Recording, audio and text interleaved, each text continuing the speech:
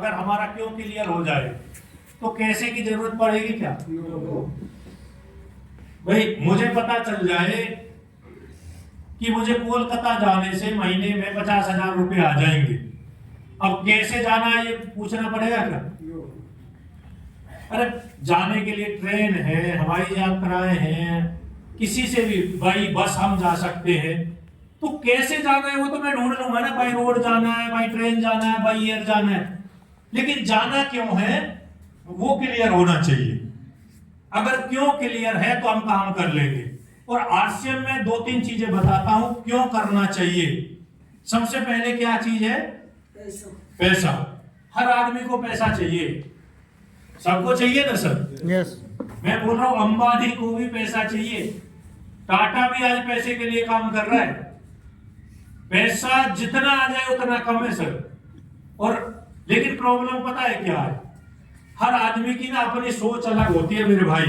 3 तरह के लोग होते हैं सर, गरीब, अमीर और बीच वाले, मिडिल क्लास, है ना? मान लेते हैं एक दुकान वाला है, किसी ने दुकान खोल रखी है और उससे बोला जाए कि कितना आपका सेल हो जाए आज और आप खुश होंगे। वो भगवान से एक ही चीज बोलेगा कि हे ईश्वर, मेरा 5,000 की मेरी कमाई हो जाए आज में दिन की।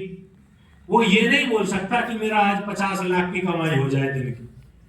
बोल सकता है क्या? क्योंकि उसे भी पता है मेरी अगर 50 लाख रुपए दिन की सेल या मैं बोलूं कमाई की बात करनी है तो दुकान में 50 करोड़ का माल होना चाहिए। समझ रहे हो? यस। ये सोच के ऊपर डिपेंड करता है सर कि हमें कितना चाहिए। गरीब आदमी अगर मैं पैसे की बात करूंगा तो वो एक ही बात बोलेगा, सर 20,000 आ जाए, जिंदगी मस्त है उसी में। और ये सच है। जब मैंने शुरू किया था आरसीएम को, जब मुझे पता चला तो मैंने सोचा था, मेरा पहला जो चेक आया था सर 159 रुपए का आया था। मैंने सोचा था कि बस इसमें ना एक जीरो लग जाए, फिर मजे हैं जीवन में, उससे ज्यादा कुछ नहीं चाहिए। क्यों सोचा था? क्योंकि तनख्वाह तो बिजली बोर्ड दे ही रहा था, जो भी दे रहा था। हम फोन कॉल करते थे, उस टाइम में जियो नहीं था सर, तो 200 रुपए का रिचार्ज करवाना पड़ता। मैं सोच रहा था कि मोबाइल का खर्चा चल जाए, दूसरा बाइक का खर्चा निकल जाए। मेरी ड्यूटी मेरे गांव में ही थी, लगभग 500-700 का उस टाइम हमारा तेल फूकता था और 200 रुपए की हमारी मोबाइल का चार्ज लगता था। तो ये निकल जाए, मजे हैं, बाकी तनख्वाह सेफ हो जाएगी। यही तो सोचता है गरीब आदमी। और दोस्त आज एक महीने का जो मेरा हाईएस्ट चेक आया था ना, वो आया था 1,90,000।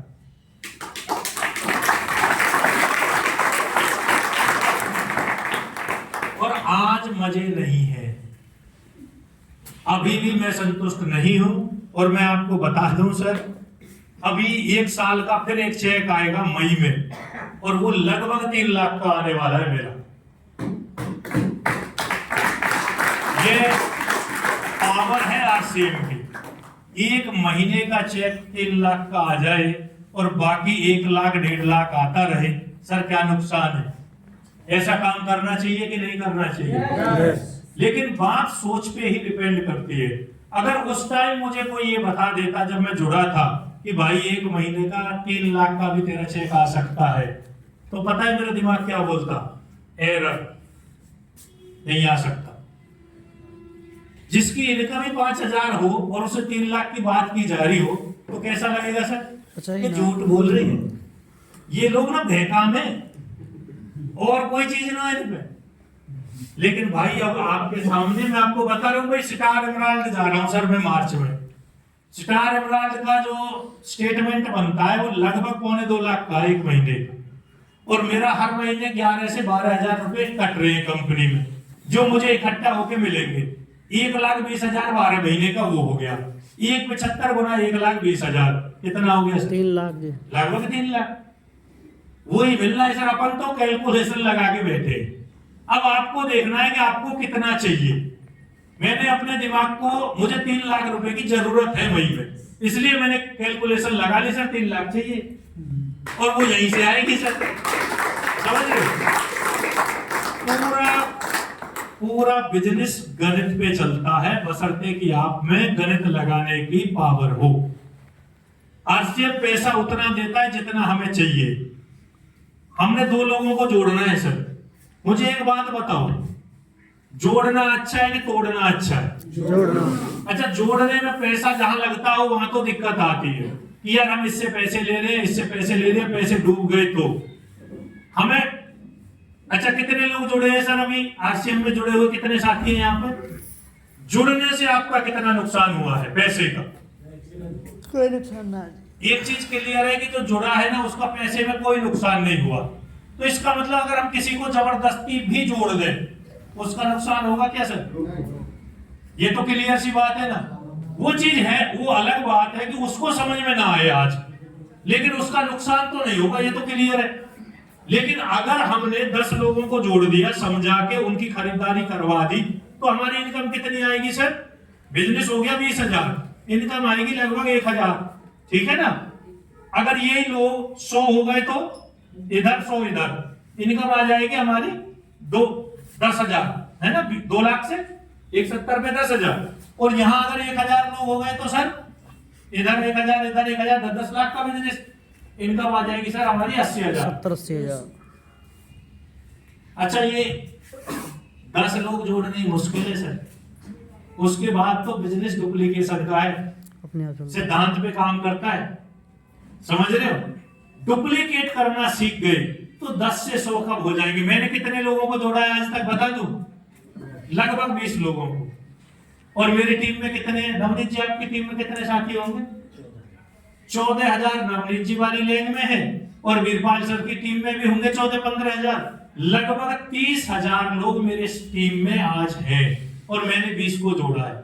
इसका मतलब क्या है? काम तो बहुत आसान है, प्रॉब्लम उन 20 को ही जोड़ने में आएगी आपको। उसके बाद तो ये बिजनेस ऑटो मोड पे चलना शुरू हो जाता है सर। तो जितनी नेटवर्क छोटा होगा तो इनकम 1,000, नेटवर्क बड़ा होगा तो इनकम 1 लाख, और बड़ा होता चले जाएगा तो इनकम और बड़ी होती चली जाएगी। जितना बड़ा नेटवर्क उतनी बड़ी इनकम। ठीक है सर?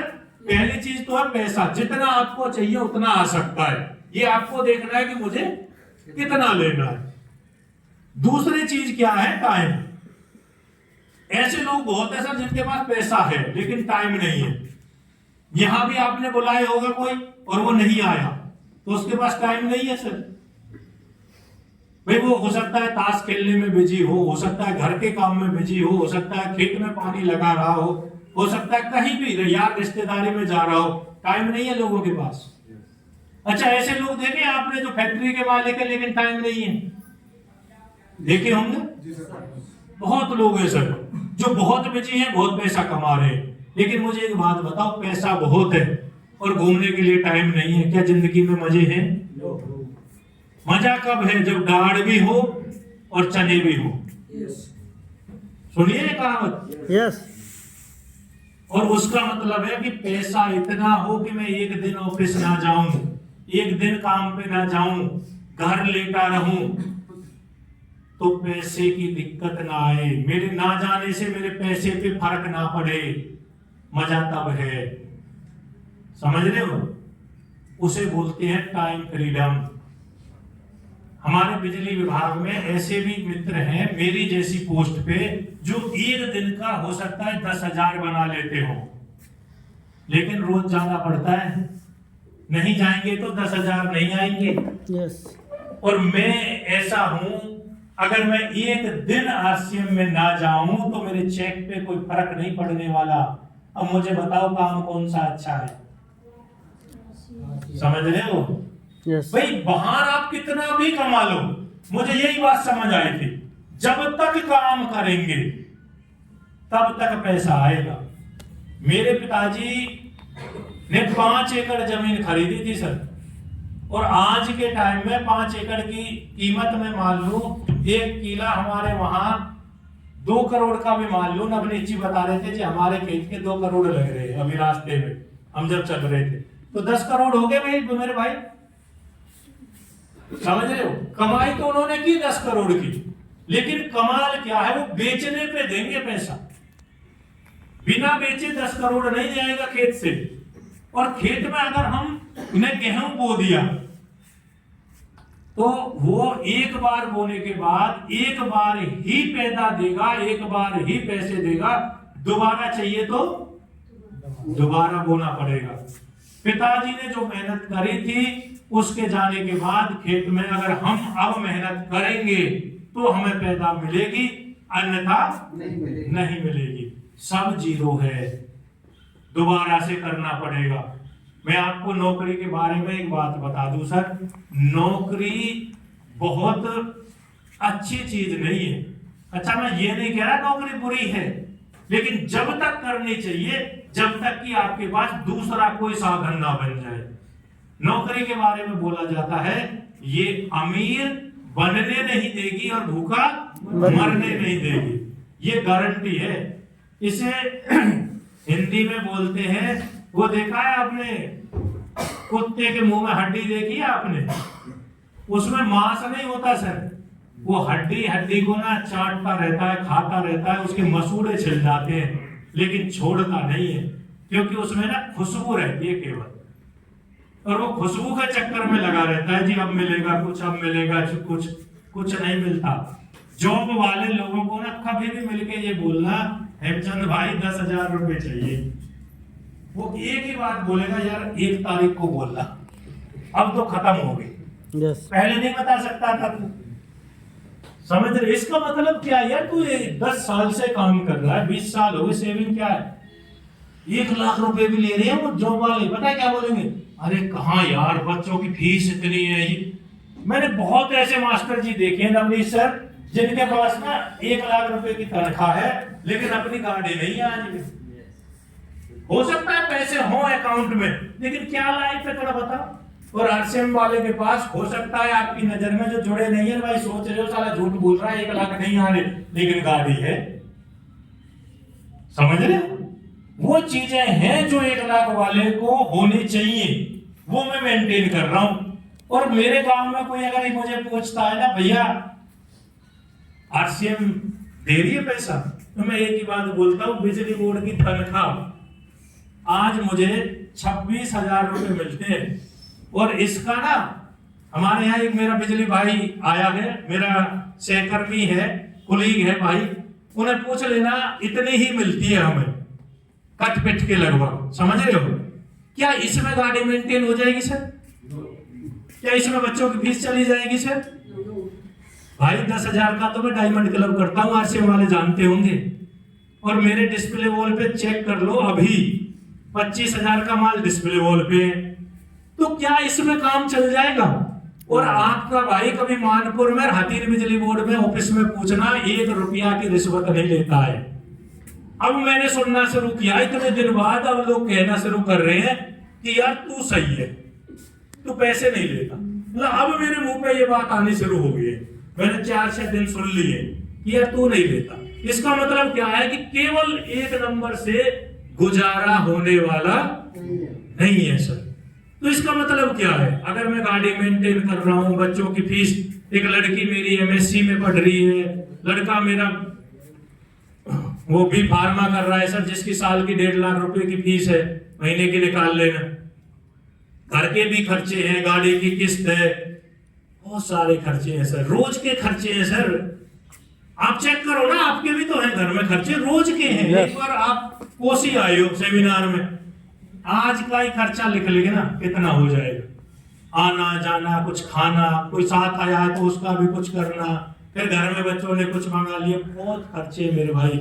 जितनी इनकम बने उतनी बनाने की कोशिश करना, ठीक है?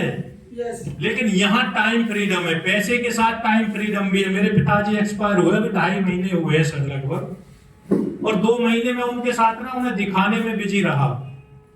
मैंने 2 महीने तक कोई मीटिंग सेमिनार नहीं की, मेरे चेक पे कोई फर्क नहीं पड़ा सर, ये टाइम फ्रीडम है। तीसरी चीज हमें क्यों करना चाहिए आरसीएम, सुरक्षा, सिक्योरिटी। या सिक्योरिटी है सर, आपके बाद आप कुछ भी कर रहे हो, अभी करमवीर जी ने एक लेटेस्ट उदाहरण दिया था हमें कि यहाँ कोसी में ना एक MRF की एजेंसी थी किसी के पास, और कोरोना में अपोलो टायर की थी सर। कोरोना में उसका एजेंसी मालिक का हो गया सर स्वर्गवास, भगवान ने बुला लिया उसे। जब मालिक गया तो कौन बैठेगा चेयर पे? लड़का बैठ गया सर, चल गई दुकान। और अभी 1 साल पहले लड़के का भी हो गया एक्सीडेंट से स्वर्गवास, भगवान ने बुला लिया सर उसे। अब कौन बैठेगा भाई? उसकी मैडम को तो नहीं आता दुकान चलानी, वो दुकान पे लग गया लॉक। एक बहुत बढ़िया बिजनेस जो चल रहा था वो चलते चलते बंद हो गया सर। एक और उदाहरण देता हूं मेरे भाई, RCM की साथ एक कंपनी है न्यूट्री चार्ज का CEO था, नाम क्या था? अरविंद साखी। 1 महीने की इनकम थी 5 लाख रुपया, बहुत बढ़िया चल रहा था सब कुछ। और जब उसे लोग बोलते थे ना RCM वाले, सर अरविंद जी RCM में जुड़ जाओ, तो वो हंसता था उन लोगों पे, क्योंकि 5 लाख रुपया महीना ले रहा था वो बंदा, और अपने आप को बहुत बड़ा ही मानता था भी यार। समझो 5 लाख रुपया महीने का आ रहा है, कंपनी दे रही है। और वो अभी पिछले इसी 2025 में 4-6 महीने पहले बंदा गया भगवान के पास। आज कंपनी उसके बच्चों को कुछ भी नहीं दे रही, 0 इनकम है। हेलो, ये है समझने वाली बात। लेकिन RCM में पावर क्या है सर? ऐसे नेटवर्क बनता है, लोग काम करते हैं नीचे, ये बंदा यहां है, अगर इसका यहां से फेस हट जाता है ना सर, ये नॉमिनी ट्रांसफर है ये कंपनी। ये कार्ड आपके बाद आपके बच्चों के नाम ट्रांसफर होगा, फिर उनके बच्चों के नाम ट्रांसफर होगा, फिर उनके बच्चों के नाम ट्रांसफर होगा। गांवों में खेती होती है ना सर, जमीन वो ट्रांसफर होती है, दादाजी वाली पिताजी को मिली, पिताजी वाली हमें मिलेगी, और हम अपने बच्चों को बच्चों को दे के जाएंगे अगर हमने बेची नहीं तो। समझ रहे हो? अगर हमने बेची नहीं वो जमीन तो हम उसे बच्चों को देके जाएंगे। सेम ये RCM में मेरे भाई, आपके बाद ये 7 जनरेशन तक बदलती रहेगी। मुझे ये बताओ, किस धंधे में काम नहीं है, किस धंधे में मेहनत नहीं है? और जब मेहनत ही करनी है तो एक बार यहां कर लो ना, 7 पीढ़ी सेफ हो जाएंगी। करनी चाहिए कि नहीं? इसलिए RCM करनी चाहिए। और बहुत सारी चीजें हैं, स्वदेशी है, पक्का मिल जाता है, घूमने फिरने का मौका मिलता है, जान पहचान का मौका मिलता है, सर्कल बनाने का, बहुत सारी चीजें RCM से हमें मिल सकती है। तो क्यों क्लियर हुआ सर? क्यों करना चाहिए RCM? क्यों करना चाहिए? हुआ कुछ क्लियर? पैसे के लिए कर लो, सिक्योरिटी के लिए कर लो, टाइम फ्रीडम के लिए कर लो, करनी चाहिए ना? जो करेगा उसे ही मिलेगा, बिना करे नहीं कुछ नहीं है। ये सही बात है। ये मत सोचना कि चरण सिंह जी कर देंगे मेरे लिए, राकेश जी कर देंगे मेरे लिए, ऐसा नहीं होने वाला है मेरे भाई। कुछ हेमचंद जी की सोच रहे होंगे, यार हमारा ना अपलाइन बहुत अच्छा है डॉक्टर साहब, तो ये कर देगा बस काम चल जाएगा। भाई ऐसा नहीं है, खुद के करने से, जोगिंदर जी, खुद के करने से चलता है। कुछ लोगों को बहन में यार बस मेरी अपलाइन चला देगी, जिस दिन आप खड़े हो जाएंगे। रोहतास जी का मैं आपको एक उदाहरण दे रहा हूं सर, जब मैंने इस बिजनेस को, एक आदमी की स्टोरी है यहाँ इनकी। रोहतास जी को जब मैंने जोड़ा था ना सर, ये दुकान चलाते थे मोबाइल की, और टेकचंद जी ने इन सबको जुड़वाया। बिडोकी में आपने सुना, यहाँ रॉयल्टी अचीवर थे ना जितने आधे बिडोकी वाले थे, तो टेकचंद जी ने ही जुड़वाया सभी को। तो मैं और टेकचंद जी जाते थे रोहतास जी की दुकान पे, रोहतास जी बोलते जी ऐसा है, आप ना मेरी 1 लाख में 3.5 लाख कर दो पहले। अच्छा, ये मैं बोलता था अपनी अपलाइन को, मैं अपनी अपलाइन को बोलता था। मैंने बोला ना, मैंने 5 साल पीछे RCM को शुरू किया था जुड़ने के बाद। तो जब मेरी अपलाइन मुझे बोलती थी आप काम शुरू कर लो, मैं बोलता जी 1 लाख में ना 3.5 कर दो, फिर हम दूसरी हम चला देंगे। सेम जवाब रोहतास जी का। तो मुझे एक बात समझ आ रही थी, यहाँ ना सर जैसा हम करते हैं ना ऐसा ही हमें मिलता है। तो मैं बुरा नहीं मानता था इनका, मुझे पता था यार, ये तो मैं भी बोलता था, अब ये मुझे बोल रहे हैं, ठीक है। हम इनके पास जाते रहे। मैंने इन्हें एक दिन बोला कि रोहतास भाई, हो सकता है ये 3.5 लाख आपके करने से ही होगा, और इनको वो बात समझ में आ गई। फिर उन्होंने कमर कस ली, चलो भैया अब हम काम करते हैं, दोनों लेग को चलाते हैं। और आज रोहतास जी को हर महीने 35 से 40 हजार रुपया हर महीने आता है सर, क्योंकि समझ आ गया कि मेरे करने से ही चलेगा। और आज वो मोबाइल की दुकान बंद है, आरसीएम एंजॉय कर रहे हैं सर। समझ रहे हो सर? तो खुद के करने से चलेगा। और ये पूरा गेम किस चीज का है सर?